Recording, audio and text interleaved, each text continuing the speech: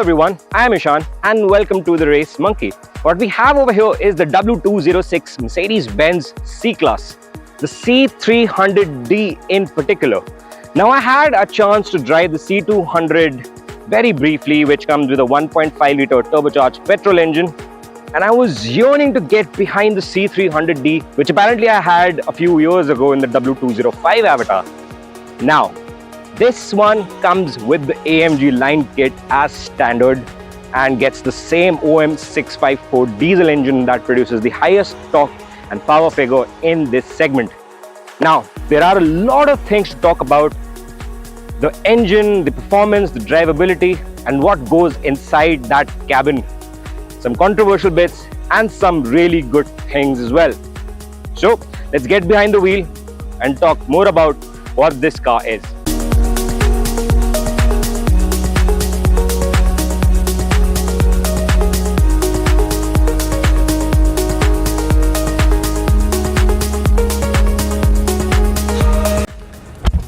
The front cabin of the Mercedes Benz C-class W206 is beautiful to look at in the first glance. The first thing that catches your eye is this beautiful AMG steering wheel with these twin flutes that have all the controls logically laid out on it. It's a flat bottom steering wheel with perforated grips which give you a very nice feel while you're driving.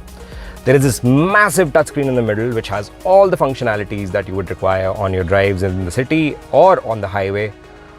And it also has the air conditioning controls at the bottom, which are well within the reach of the driver.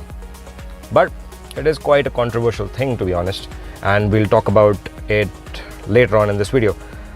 Also, everything in this cabin is aesthetic and beautiful and ergonomic as well.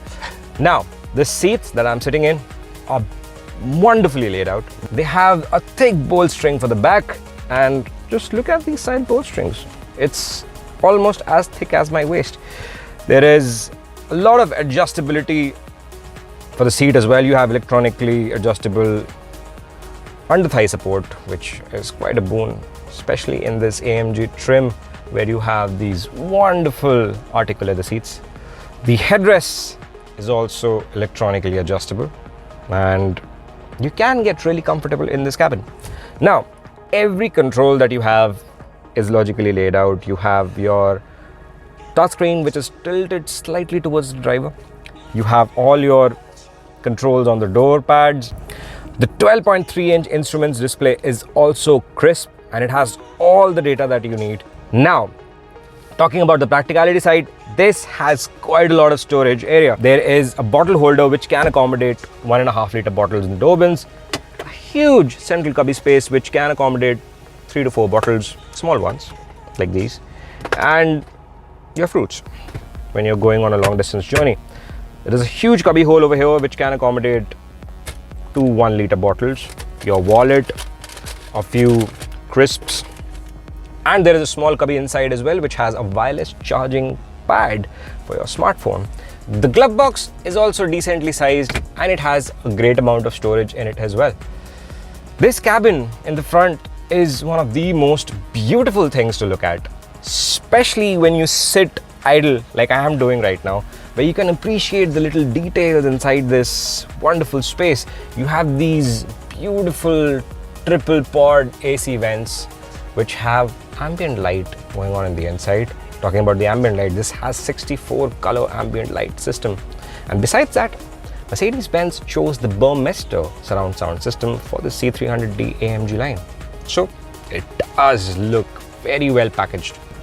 Also, there is a sunroof which has this touch operated system which liberates in quite a lot of light and makes this cabin look more expansive. So let's get onto the road and tell you how it drives.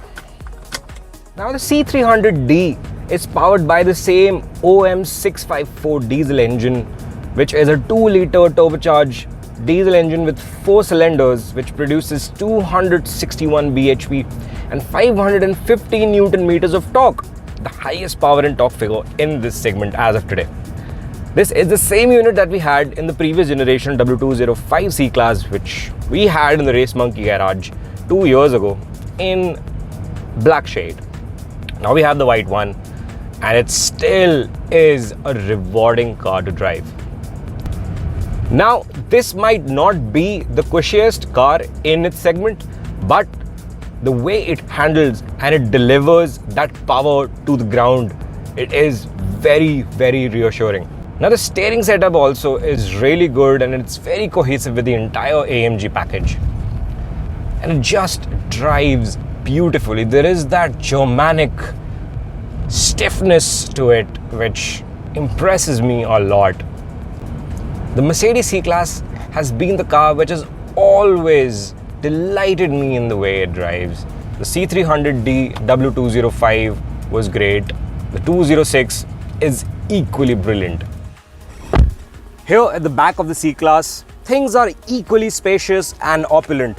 I'm 5 feet 8 inches tall, and this driver's seat is positioned as per my driving style. I have acres of knee room, good amount of foot room to play around. I can even lean like this and spend long hours because I hate or actually dislike my orthopedic doctor. And it is quite a wonderful experience here. There is a good amount of cushioning for your bottoms, which is known in the Mercedes Benz cars. Great amount of cushioning on the armrest on the door cards. There is a central armrest which is quite wide, and there are no flimsy cutout cup holders over here, so you have the entire space to move around your elbow, and this is the squishiest central armrest I've seen in the back seat in a long time. Single touch, you have a nifty mobile and tablet holder. Another one, you have this beautiful looking cup holder that can accommodate half a liter bottles with absolute ease.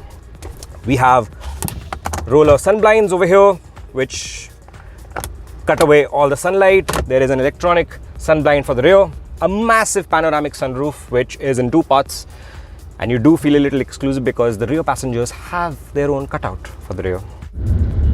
The ride quality of the W206 C-Class is pretty brilliant. It's very, very compliant and soft. We're doing some 50-55 kilometers an hour on an open road, and I feel extremely comfortable. This C-Class gets a Pentalink independent suspension at the rear, which makes the ride quality a real deal in this segment. Also, the seats are quite cushy as well, so you can spend hours without feeling too much pain in your back or in your butt.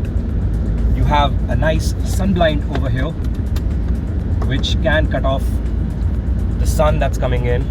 You can shut off the sunroof, you can electronically shut the rear sun blinds, and you can just relax while you're going back to your home from a long day at work. Also, don't forget to wear your seat belts at the back. Now, at the starting of this video, I did talk about this massive portrait style touchscreen that we have over here, which has the latest MBUX system, and everything from capacitive touch to the response time is excellent. Now, when I'm doing normal city speeds, let's say around 40, 45, 50 kilometers an hour, it's much easier for me to put my eyes off and look for certain functions. Let's say we have to go to comfort and I have to start off my seat kinetics, or I have to go to media and change my music, so on and so forth. But when we increase the speed, let's say about 65, 70 kilometers an hour and above, highway speeds for that matter, my eyes should be stuck on the road and be focused on what's coming, because here in India, we have quite a lot of obstacles that just jump on the road. People, cows, dogs, motorcyclists who've just jumped that red light. Things like that. So it becomes a little unsafe affair. So just imagine yourself driving on the highway, doing about 60 kilometers an hour, and you start feeling a little hot. You want to change the temperature settings. You have to put your eyes off the road and look for that spot to lower the temperature and increase the blower settings, which might be looking pretty easy to start off with. But when you're doing long distance journeys, let's say 300, 400 kilometers, 500 kilometers at a stretch, this does become a little stressful situation, and it does make me a little anxious as well, because it's not safe.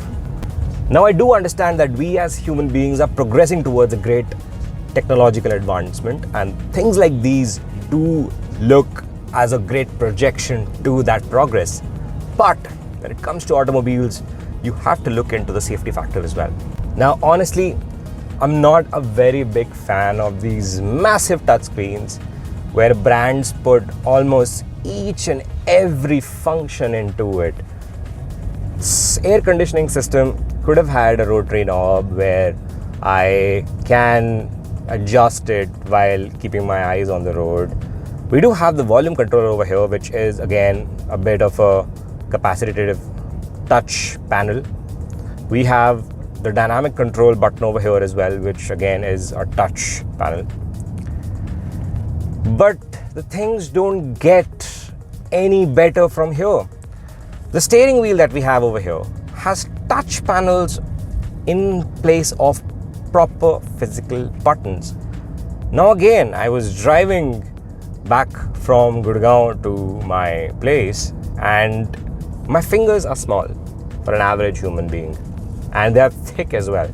So if I have to change certain things on my phone or look for a setting in the touchscreen, I'm literally relying on the sounds that it's making. And there are certain times when it just doesn't work. So I have to put my eyes off the road and look for that space where my fingers are going. A lot of times it has happened that these touch controls are not giving me the proper feedback that I want. So it becomes an anxiety-filled driving experience. But on the aesthetic front, everything looks brilliant. The touchscreen, the materials used on the dashboard, everything looks top grade. It's just that when it comes to ergonomics, it is a bit shortchanged. Now, I love this cabin otherwise. It is very comfortable. The seat cushioning is incredibly good, the best in class indeed. But these things I just couldn't blind my eye to. That I do not have individual air conditioning controls for the rear. I do have a shutter valve for the AC vent, but I cannot set the temperature or increase or decrease the blower speed. The worst, although, of them all is the lack of USB ports for the rear passengers. Mercedes Benz is trying to sell this car to the chauffeur-driven buyer, and it does not have USB ports at the back. And mind you, this is the top of the line C300d with the AMG line package, and it misses out on USB ports at the rear. I am constantly relying on my driver or the front passenger to charge my phone or my peripherals, which is quite annoying when I'm spending about 70 odd lakh rupees on road. So the C300d AMG line, there is quite a lot of emotional extravaganza that this car puts me into. I love the way it looks. I love the way it drives. The mechanical setup is spot on. The AMG line peripherals that have been slapped onto this just makes it a very desirable package. But I cannot deny the little hindrances that I had with the MBUX system, and I'm sure in the coming years Mercedes Benz will improve that experience and make this car even more ergonomic. It's great on safety. Mercedes Benz has the greatest and the largest spread of authorized service centers, and it's one of the most reliable brands in India when it comes to luxury cars. Now, another thing that I really need to talk about is that the price point at which the C300d AMG line is pitted at is very close to the BMW 530i M Sport. Now, the 530i is both well equipped and it's more spacious on the inside as well. Although this diesel power plant is massively powerful and it does a great job in doing long distance journeys without hitting your pocket. If you're a driving enthusiast, this is the thing to pick.